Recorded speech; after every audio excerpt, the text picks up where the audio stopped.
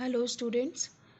This is the very first chapter of biology, that is the living world, and you can see here uh, there are physical quantity as well as biological quantity which makes an organism.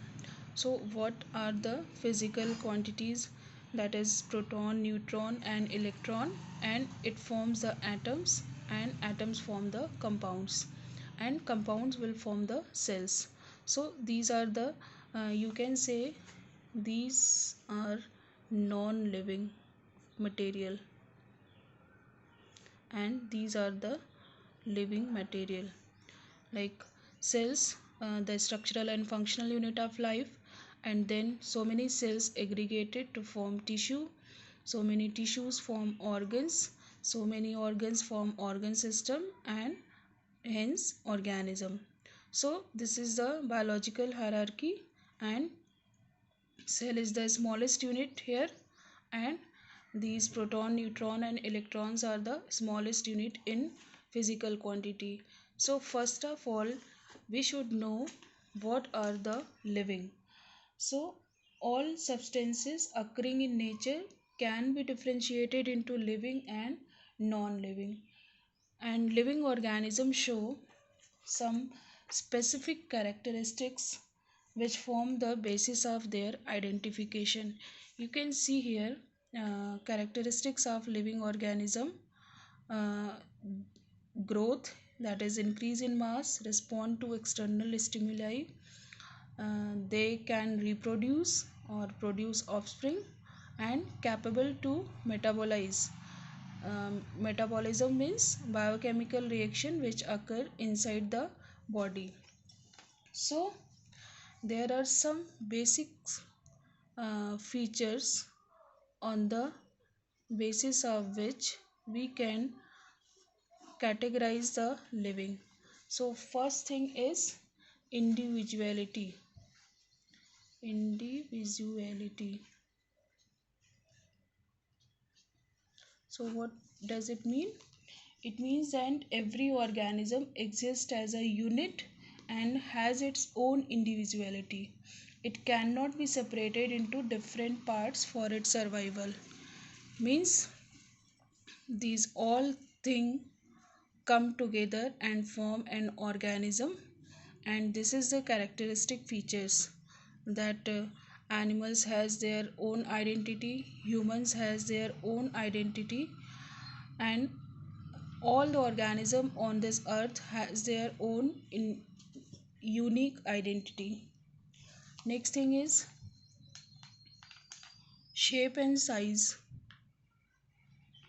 Shape and size. So each organism has definite shape and size. A non-living object can have any shape. Third, third is chemical organization.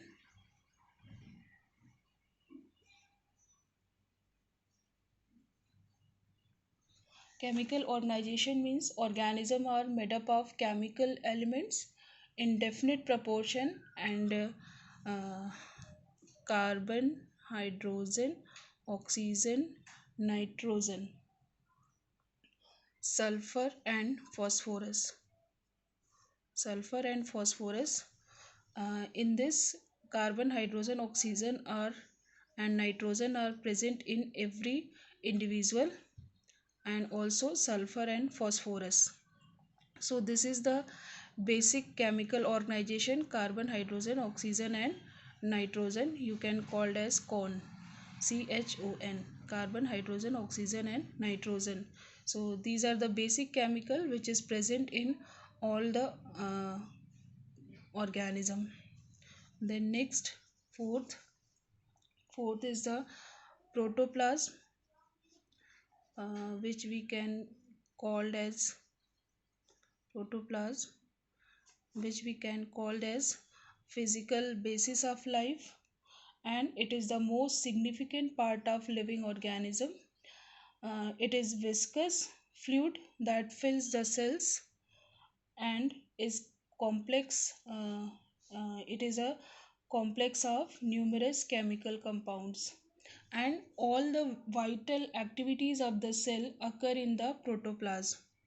All the vital activities occur in the protoplasm itself. Then next is the cellular organization.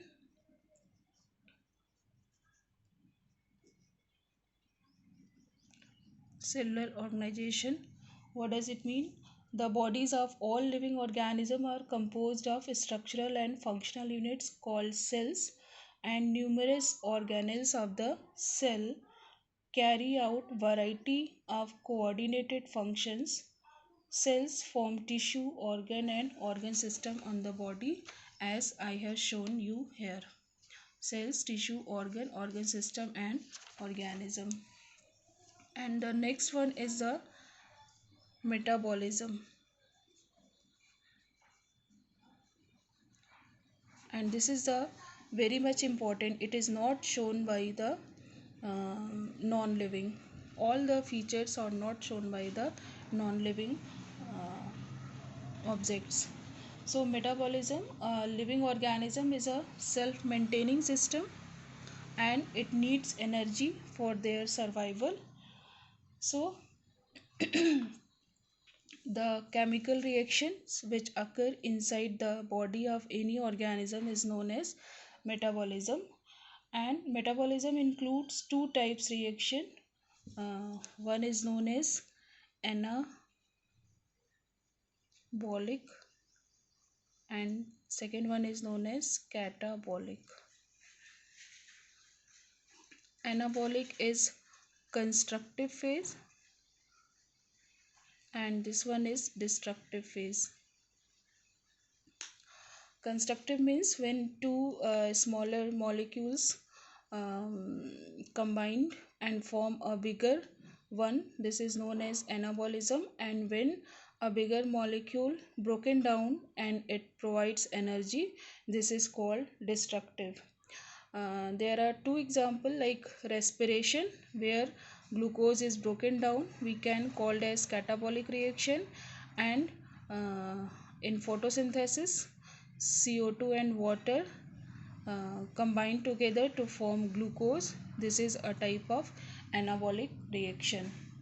So next thing is 7 point is nutrition.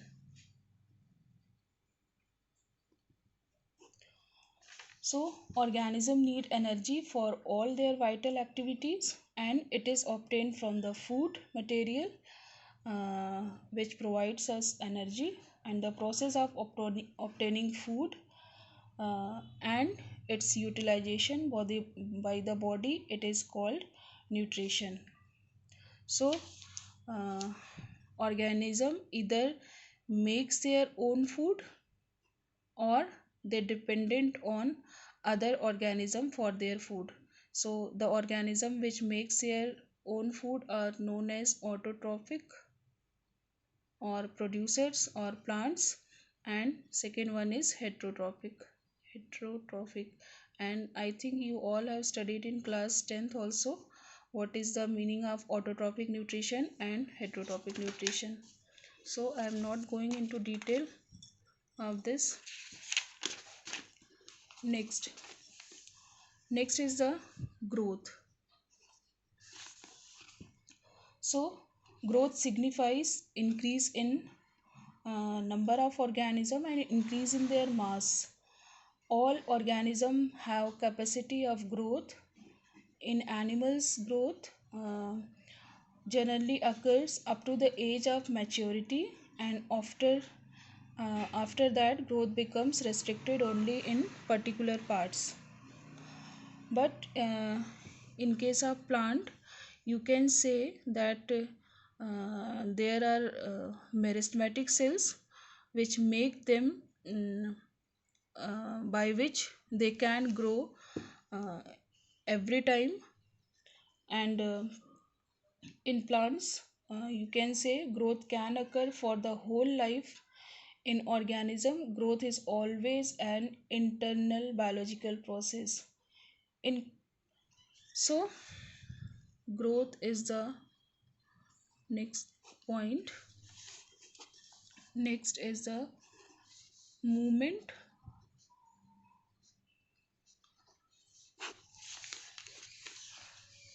uh, in growth, I am going to tell you one more point.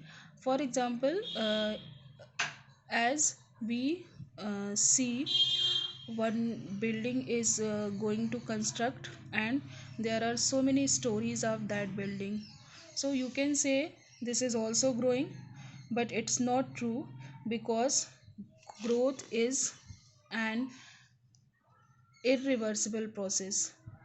Irreversible process means once growth occur, it cannot be reversed back, means we cannot come into the size of only cell or zygote. Are you getting my point? But as I told you, for the building, we can destroy other all the stories, and there will be only bare land. So uh, there the growth is reversible process, but here in living organism it is an irreversible process. Once growth occur, it cannot be revert back in their initial position. So next is the movement. Animals can move from one place to another, and they can also move their body organs. And movement in animals mainly occurs for the food, protection, or reproduction. Food, protection, or reproduction. On the other hand, a non-living object like aeroplane or scooter can also move from one place to another, but their movement occurs due to external forces, like they need fuel for their movement. Next, 10, respiration. And of course it is not shown by the non-living organism. For energy production, respiration occurs in all organism, and respiration is a complex process which involves external and internal, or you can say cellular respiration, where the food materials or foodstuffs like carbohydrate, protein, and fat produces energy, and it may be aerobic or anaerobic. Next is the excretion. In excretion, during metabolic activities in the body, as a result of biological combustion, so useless and harmful byproducts are formed, and they are generally toxic in nature, so it should be eliminated from the body.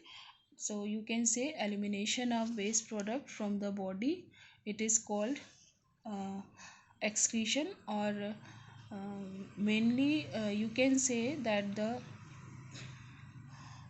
elimination of metabolic waste from the body, like urea, uric acid, ammonia, and CO2 is called excretion, and it is the characteristic of living organism.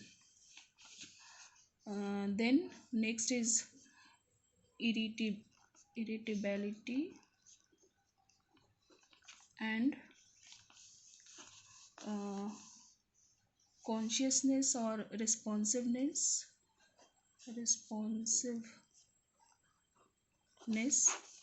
So what does it mean?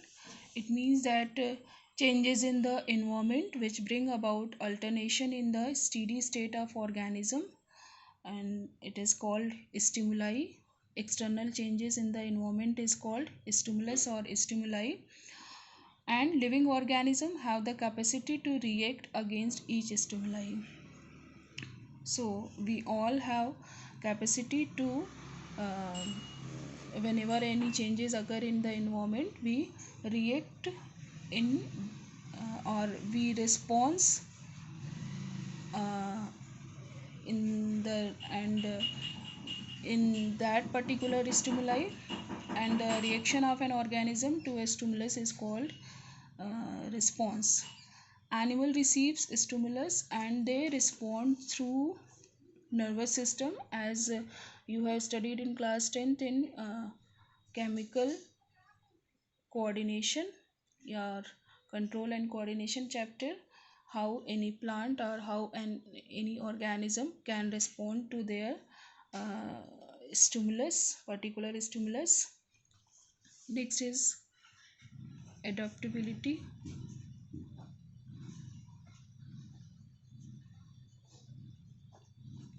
So organism adjusts itself according to its environment, and this ability is called adaptability, or this adjustment is called adaptability. Fishes have fins for swimming in water, their body shape is tapering, and birds have their forelimbs modified into wings, and they also have tapering body shape. Polar bear has thick hair on their body. Elephant has few hair but a long trunk.